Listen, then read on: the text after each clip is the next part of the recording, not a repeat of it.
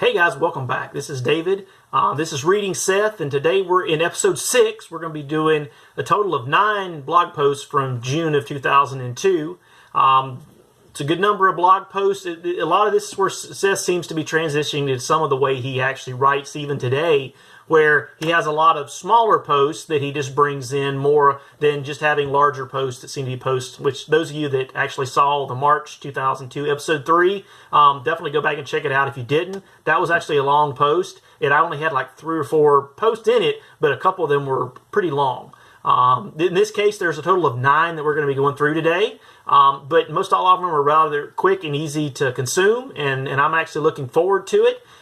Again, for this episode, for number 6 in June of 2002, I'm kind of doing my new filming trick and video mechanism to doing it, where largely I'm discussing and talk about what you're seeing now, and to some extent real time, as I'm reading the posts. I've already taped all the posts already, so I can interject that of me reading it, but I'm going to be largely reading along and largely keeping the notes to myself. Is where I want to definitely interject particular comments from this particular thread line.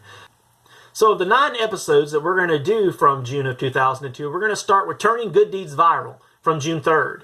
Then we're going to go to Slashdot and NPR from June 7th, and the Gold Box, which is also from June 7th. Adventures in the Music Business. There's actually part 1 and part 2 to that. I read them together when I've done the reading of the posts. They're both from June 18th. Big Smile from CD Baby, which is actually from June 18th of that set. Stopping Spam in Our Lifetime. That was on June 19th. Robert Heinlein Said. That was actually one of 3 that are on June 26th. The other 2 being Where Are The Optimists and Designing a New Record Business. Now with that, we'll start out with Turning Good Deeds Viral, which is from June 3rd of 2002. Hey, I know free is redundant with winning, but great copywriters love the word free. Subscribers to the Idea Virus newsletter will be familiar with A Worthy Cause, a zero-profit online fundraiser I helped a few friends launch last year. After our beta test, we learned a lot, and we're back again, this time raising money for juvenile diabetes. The goal is simple. Find people who don't ordinarily donate to charity and give them a massive reason to give $10, a contest where the best fundraiser wins $5,000. It's very politically correct. Every single penny, except for credit card fees, goes straight to JDRF. So it's incredibly efficient. And if you win, you can always donate your prize too. It's worth a look, that address again, A Worthy Cause, because you can see how an idea virus for a good cause might get built. I hope that you'll start a team. Consider the $10 the cost of your subscription to Seth's blog. By the way, to get a real subscription to this blog, click here and click on subscribe to it. Quick side here at the end before we start up with Slashdot and NPR. The links, as always, are in the bottom in the description. So definitely the Idea Virus is a great read. I would definitely advise you to take the link and go to it. But with that, we'll go on to Slashdot and NPR from June 7th. I hate Pledge Week on National Public Radio. It bothers me that the otherwise intelligent people who run the station believe that they can hold the station hostage while we buy back our right to listen. I mean, I've got plenty of other things to do in the car. I can listen to Waiting for Godiva. From the new band Sauce, more on this in a few weeks, or even, heaven forbid, switch to another non-commercial radio station. I need a pretty exceptional reason to listen to commercial radio. Notice they put the word commercial before the word radio. Anyway, as much as I hate Pledge Week, I'm wondering if there's something to it. The problem with the NPR model is that they don't have a way of discontinuing their broadcast to someone who doesn't pledge. In other words, there's no way to turn off if you don't pay. Online, we all know that banner ads are virtually worthless, and they sell for as little as 1/10 of a penny per banner. And now the sites we use are upping the ante in order to make a living. They're working to interrupt us with pop-ups, pop-unders, and various other distractions. Of course they need to and deserve to make a profit. So more power to them. Quick aside, as we're sort of reading through this, this is actually what we see. More and more people are just fighting to figure out how to monetize their particular content. In this case, Seth's actually talking about NPR trying to raise money, but we even see that now today. I mean, this is 16 years ago. We see it now today. People still trying to figure out how to monetize their content or monetize their sites or monetize whatever they're doing and to largely pay the bills to be able to do things. We'll definitely finish reading through the article, but definitely as you're seeing this, think about it. Because it's not a problem that's went away. It's a problem that's just got more nuanced as we've got more specific around data or actually identifying audiences. I have a post and another YouTube video that was just more of a quick thought for me talking about the difference between voice and audience. Definitely check that out if you get a chance. If I can remember, I'll definitely include that in the links below. But that's also things when we're talking about here is as far as people being able to share their voice, and that's more talking about the content, and then the audience who's listening, who to some extent can be how you can monetize it. But back to Slashdot and NPR. The thing is, it's still not very profitable for them. They realize that they can't totally hold us hostage with various advertising come-ons, or we'll switch to another site. In their perfect world, the media company would have no competition, and we'd have to watch several full-page ads, just like TV or radio, before we could get back to our regular programming. It's not, however, a perfect world, and as a result, the media companies make little or nothing on every single visit we make to their sites. But we, the users, are annoyed nonetheless. So what if, just maybe, we learned a quick lesson from NPR, but without the free rider problem? Slashdot.org is now offering a service where you get no ads for about $5 a month. Yahoo sees more than 100 million users a month. Can you imagine how profitable they'd be if we all just paid them $5 and never again had to see a classmate's ad? Never had to close window in order to get back to our email? I'd pay. Would you? Next up, we've got Seth talking about the gold box, and the gold box was actually from June 7th as well. Readers will know how fond I am of the promotional, and I believe that the web is the greatest promotional device ever. Well, Amazon made me smile today. There, with little no fanfare, at the top right-hand corner of the page is a little gold box. Click on it, and it shows you an offer. You can either discard it forever, you can't go back, or go on to the next one. There are 5 a day. Or buy it on the spot. I was hooked. I looked at all 5. I'll go back tomorrow and look at it more. Is that the offers have to be both relevant and honest. It's not an offer if it's not a lot of money saved. And it's for something I'm not interested in, it's a waste. If it's just promotional hoopla, it's not going to work. Instead, it needs to be special. The cool thing is that once this works, and I think it will, then manufacturers ought to be willing to pay a bunch to participate, and my guess is that Amazon will likely pass on some of the money to us, the incessant consumer. My only tweak, I'd let people email the offer to a friend if they don't want it. This is a follow-up. The Loch Ness Monster of Internet Marketing, the gold box, is missing. This is from June 11th. You can go and look for it below, but it appears very infrequently. Don't know why. And next up, we've got Adventures in the Music Business. Now, as I said earlier, this is actually a part 1 and 2. If you read the blog, I've kind of blended them together into one basic reading of both pieces of content. But it's actually Seth giving the primer to what was going to become an online business dealing with music that he was going to get involved in. We'll see it a little bit later in this particular episode where he starts talking about it and actually names it. But at the time when he's talking about this, he's kind of giving people a primer for what's coming and what he's going to be announcing, and probably about 2 weeks after this is written. But again, here we go with Adventures from the Music Business, which is written on June 18th. Part 1. Alert readers of Fast Company will note that I've been spending a fair amount of time looking at and thinking about the music business. A few reasons. Number 1, I love to listen. Number 2, I think it's fascinating to watch an entire industry crumble and to think about how it might be different. And number 3, in the middle of this uproar, I'm starting a record label. More on the label as it develops over the next few months. Because a blogger, you'll want to read this backwards if you're not keeping up from the bottom up. This is part 1 naturally.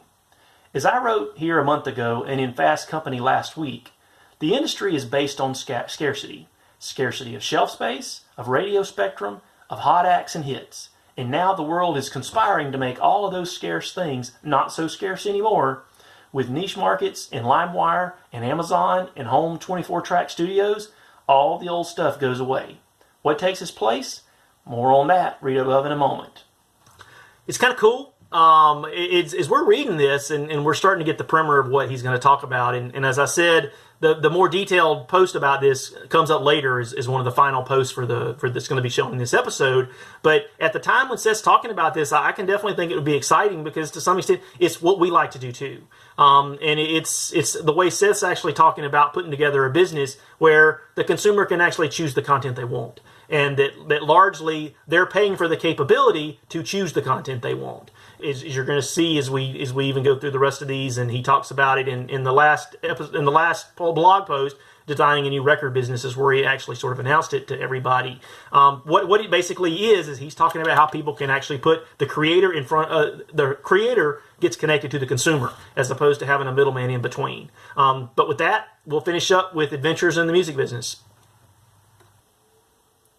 Part 2. This is a love letter to CD Baby. They list more than 20,000 independent CDs, they sort them beautifully, they're priced great, and it's just about the only place to find stuff like this. The customer service is amazing, and the site is a textbook case of good design. But that's not why I'm writing about them. If you click here, you can see CD Baby from the independent musician's point of view. You pay $35, send them 5 copies of your CD, they warehouse it, build the page, create the digital MP3 samples, and you're good to go. And then they pay you every week when your stuff sells. They never delist anyone. Why bother? It's the web. To date, CD Baby has sold about 250,000 copies of their discs and paid on average about $6 a title back to the artist. This is approximately 6,000 times as much per record as the typical artist makes when they work with a label, until they become the Rolling Stones, but that's a different story. CD Baby doesn't care which independent artists succeed. They're just betting the independent artist will succeed. So the math is this. 20,000 plus musicians create homemade CDs or invest the money to do it in a studio with all the talent they can afford. They burn them themselves, or even better, visit the world's best CD duplicating service and send them off to CD Baby. Then they promote like crazy, sending their local fans to CD Baby, where, in addition to buying that album, they buy this album and those albums, and so on and on. When everyone buys their music online, and if they buy it anywhere, isn't that where they'll buy it? What purpose do traditional record labels serve? Sure, that's an overstatement. There will always be hits. We'll always buy Britney Spears or whoever takes her place. But as the marketplace continues to nicheify, is that a word? As radio stations continue to have less influence, as Morpheus makes it easy to preview whatever you like, we can become our own editors. If that's the new Martha's Trouble CD, if the new Martha's Trouble CD sounds just as good as a well-produced Sean Colvin album you love, why isn't this a better process?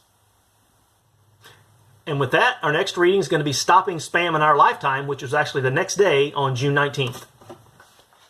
In a turnabout, the Wall Street Journal today decided that spam is a problem and outlines a way a few companies are trying to put together systems to stop it. I'm up to about 100 a day, so it's certainly not going away. But maybe there's a different way to think about the problem. Legislation, as we know, is a double-edged sword, and clever server-based solutions seem to be porous to ever more clever spammers. Absolutely. If there's one thing we find that legislation rarely works. Typically, by the time the legislation gets passed, the legislation typically is something that's suggested by the leaders in the market, right? And it's largely how they're protecting their little fiefdoms. It has very little to do with actually making the products or the services better for consumers or making the experience better for consumers. Largely, it just adds cost or protects a bunch of monopolists already. And I know we've talked about that in a previous one of Seth's blogs or Seth's posts. The legislation doesn't do well. It was something, as I watched this week with Zuckerberg talking in, this is in April of 2018, and I saw Zuckerberg in Facebook being in front of Congress for a couple of days and largely being grilled by the legislators. To some extent, it's like, okay, guys, right, but now what? To kind of quote Gary Vee, now what? You're sitting here berating this guy, browbeating this guy, but it's really for show. You're behind the times on this. Most times legislation is. It's very interesting that Seth, in this article, in this blog post, is talking about something that can do it with the market. And largely have the email companies that would have done that. Now, it would have been interesting if this would have actually been put into place by the Gmail and Hotmail and some of the big providers at the time would have probably been AOL as well. If some of those big providers would have instituted some of his suggestions here and what would have actually happened, I am sure the DMA and the Direct Marketing Association and a number of the quote spam marketers of the time, not saying that DMA was one, but for folks that were, they would have howled to the moon. And I'm not exactly sure it would have been an interesting discussion to actually see the conflict there. Because I don't think that Gmail or Hotmail or AOL would have really minded getting paid for delivering spam. They would have actually liked that revenue stream. But now the marketers would have really had problems with that. Or really, I'm not even going to call them marketers. I'm going to call them spammers. That's largely just littering our email boxes with stuff. They would have had problems with that because it wouldn't have been, quote, free anymore. Well, back to stopping spam in our lifetime. What if AOL, Hotmail, Yahoo, and MSN got together and announced the following policy? We are now charging 1/10 of a cent for every incoming email we handle and deliver to our users. Every sender is entitled to $2 a month in free email, which means an individual address can send about 2,000 emails to various Yahoo accounts, for example, every month before it costs anything.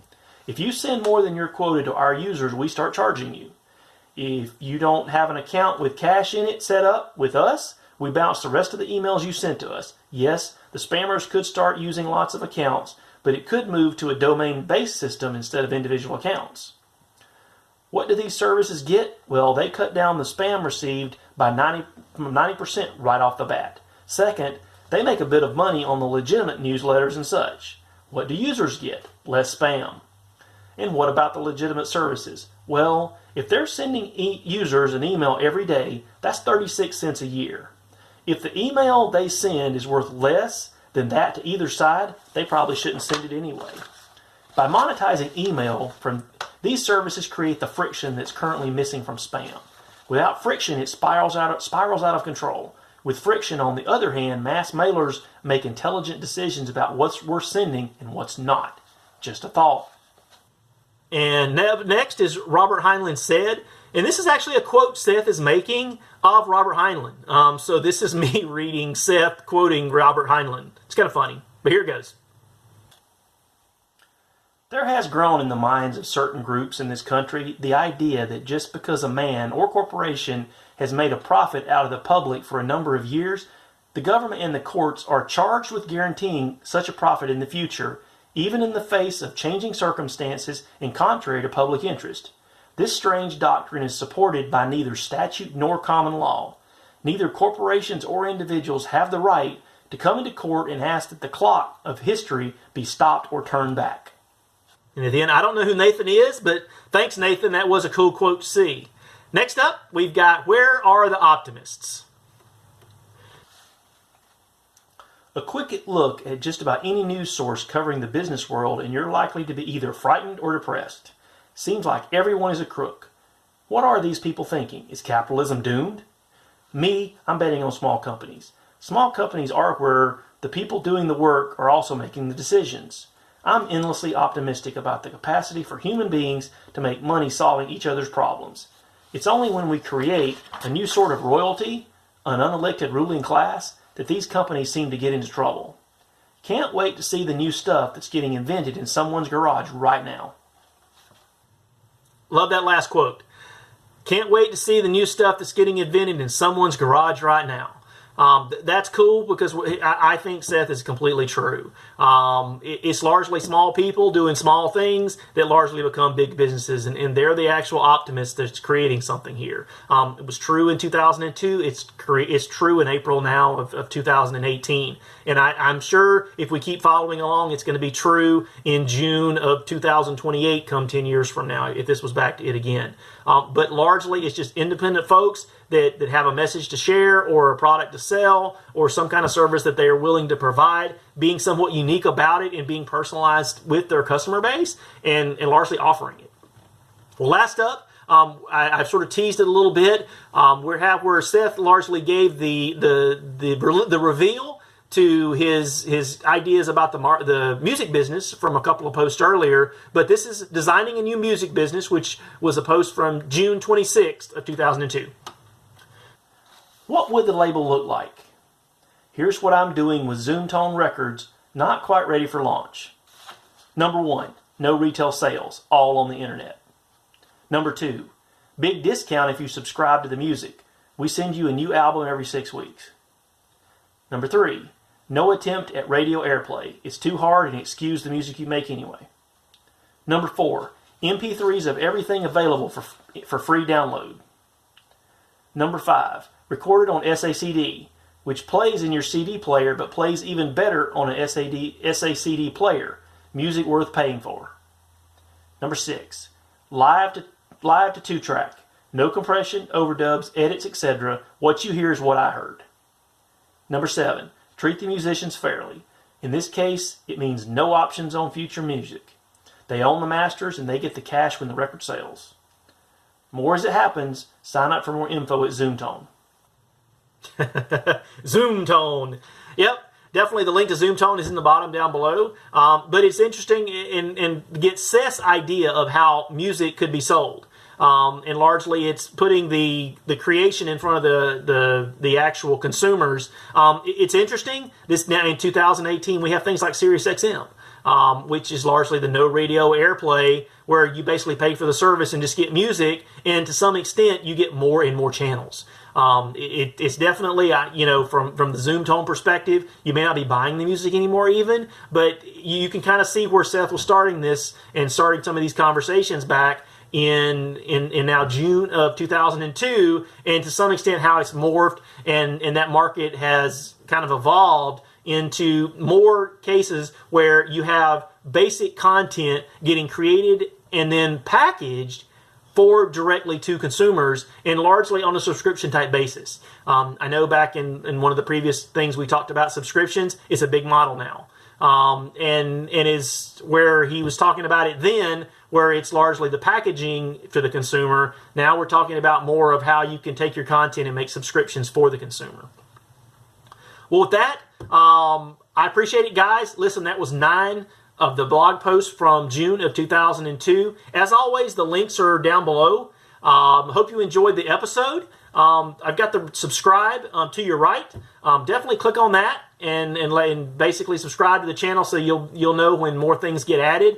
Listen, this was episode number 6 of Reading Seth. I'm David.